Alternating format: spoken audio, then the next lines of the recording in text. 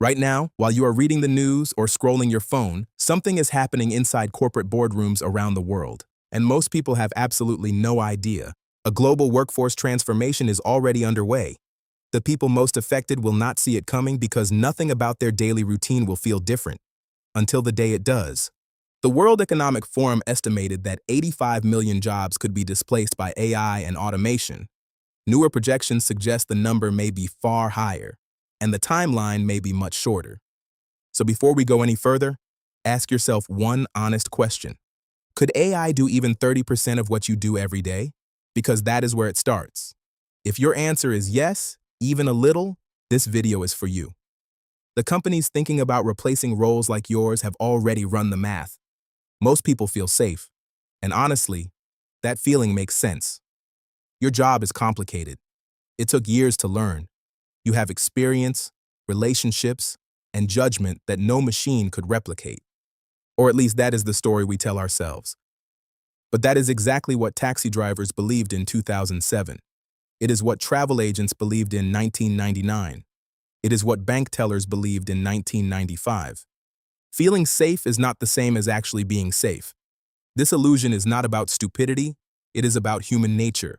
We judge our security based on what is happening right now, not on what is quietly being planned inside a boardroom 3 years from today. The jobs that disappeared in previous waves never announced themselves. They did not send warnings. One decade, they were permanent careers. The next decade, they were a punchline. That is how these shifts usually happen. So let us look at what has already happened, not predictions. Real jobs that have already shrunk dramatically because of automation and AI.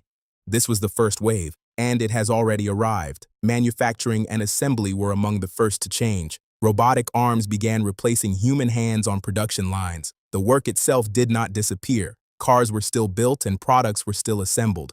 The workers simply were not needed to do it anymore. Call centers followed. For years, millions of customer service agents handled billing questions, password resets, and complaint calls. Then chatbots entered the picture. They do not need breaks, they do not need healthcare, and they can handle thousands of conversations at the same time. Bank tellers, toll booth operators, travel agents, data entry clerks. These were not fringe jobs. They were stable careers that millions of families built their lives around, and they shrank quietly, without headlines, without ceremonies. There is a clear pattern connecting these roles. They were built around repetitive tasks inside predictable systems. Once the rules of a job can be written down clearly enough for a machine to follow, eventually a machine will follow them, and it will do it faster and cheaper than a human. But the story changes with the second wave. This time the focus is not on factory floors, it is on offices. White-collar work is now in the crosshairs, and the tools targeting it are sophisticated enough that even highly educated professionals are beginning to feel the pressure. Consider legal work. Law firms operate on two expensive inputs, partner judgment and junior associate hours. AI systems can now read contracts, identify risks, and research case precedents in a fraction of the time. Tasks that once required teams of junior lawyers can now be completed in minutes. Radiology was once considered untouchable. It requires years of education and the ability to interpret subtle details in complex medical images. Yet in certain benchmarks, AI systems now match or even outperform trained radiologists at detecting specific cancers.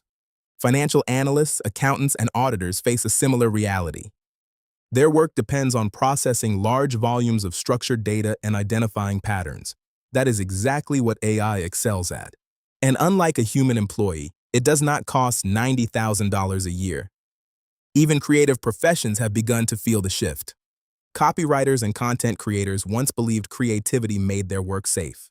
Today, AI systems can produce a blog article in seconds, write product descriptions instantly, and draft marketing campaigns in minutes. The results are not always brilliant, but they are often good enough to reduce the budget. And that leads to an uncomfortable truth. AI does not need to be better than you to replace you. It only needs to be cheaper. Right now, the gap between what human labor costs and what AI systems cost is enormous.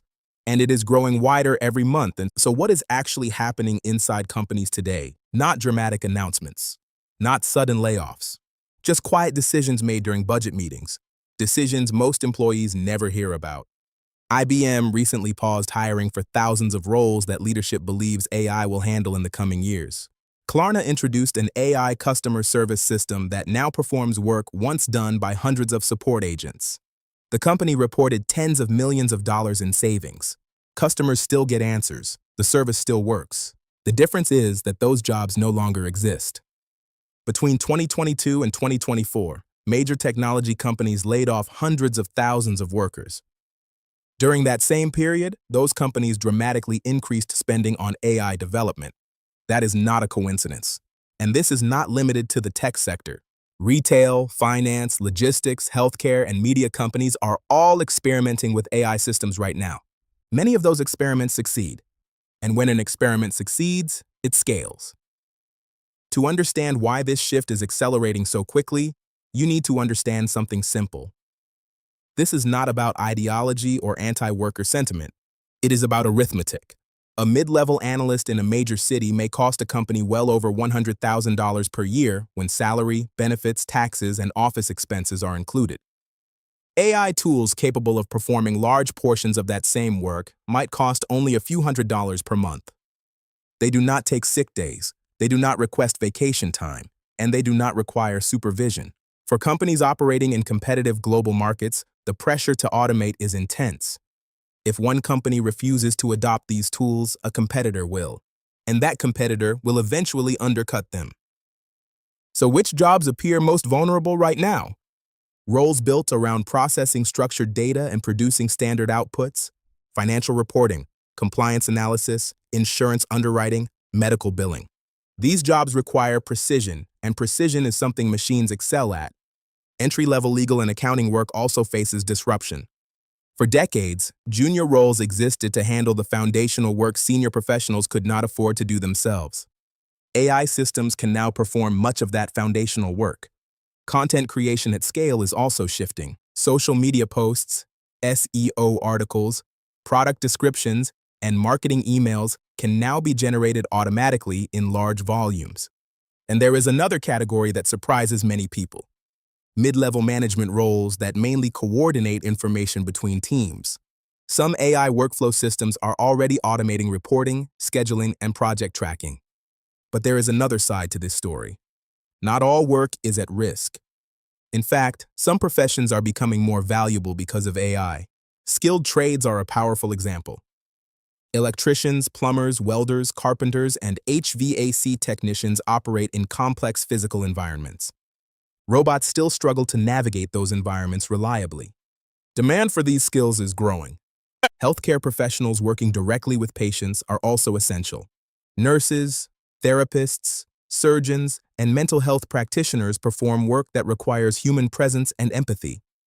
AI can assist decision-making, but it cannot replace genuine human care.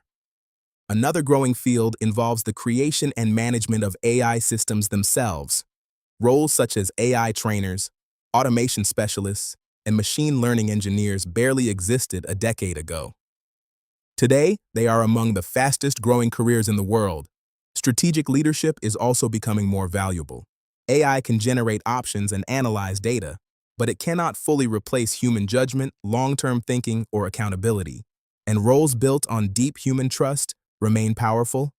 Therapists, educators, counselors, and community leaders provide something machines cannot replicate: human connection. History shows that technology always destroys some jobs while creating new ones. The Industrial Revolution moved workers from farms into factories. The Internet age created entirely new professions in technology and design. But there is one difference this time: speed. Previous technological revolutions unfolded over decades. Entire generations had time to adapt. This transition is happening in years, sometimes even months. Society's ability to retrain workers and redesign education systems is struggling to keep up. The jobs created by AI may not automatically go to the people whose jobs disappear. The skills, the geography, and the opportunities may not line up easily. And history shows that when large numbers of stable jobs vanish quickly, the frustration that follows does not simply disappear. It builds. So the real question is not whether this shift is happening. It is. The real question is which side of the transition you will stand on. If you are thinking about your own future in this new landscape, several things will matter. First, understand the AI tools entering your industry, not AI in general. The specific tools professionals in your field are beginning to use. People who learn to work with these systems often become far more productive than those who ignore them. Second, move up the value chain. Spend less time competing on execution and more time building expertise in judgment and decision-making. Machines are excellent at performing tasks. They are weaker at deciding what truly matters. Third, develop skills AI struggles with: complex negotiation, long-term relationships, leadership, creative problem-solving in uncertain situations. These skills are not soft. They are difficult and increasingly valuable. Fourth, build flexibility in your career. Do not depend entirely on one employer or one income stream during a period of economic transition. Freelance work, side projects, and portable skills create options, and options create resilience. Fifth, stay close to real problems. Tools change quickly, but the underlying problems businesses and communities face remain surprisingly consistent. People who understand those problems deeply will always find ways to stay relevant. And finally, take this shift seriously now. Not when layoffs happen, not when your role is suddenly restructured. Now. The people who adapt best rarely wait until disruption arrives. They prepare early. The workplace 10 years from now will likely look very different. Teams will be smaller, but each individual will operate with far greater leverage. One skilled professional equipped with powerful AI tools may accomplish what once required an entire team.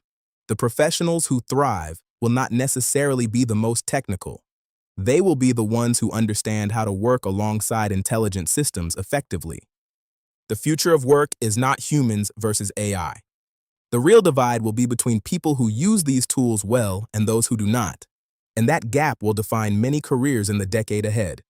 One final truth. Workers who lost jobs during previous waves of automation were not less intelligent or less hardworking. They simply faced a world that changed faster than the systems around them could prepare them for.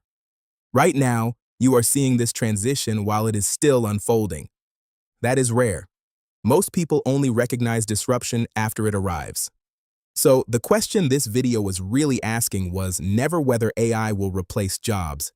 It already is. The real question is which side of the transition you intend to be on. Because the people who come out ahead will not necessarily be the most talented. They will be the ones who took the shift seriously early, who learned, who adapted, and who moved before they were forced to.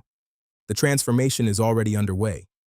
The only question left is this: will you let it happen to you, or will you be the one shaping what happens next?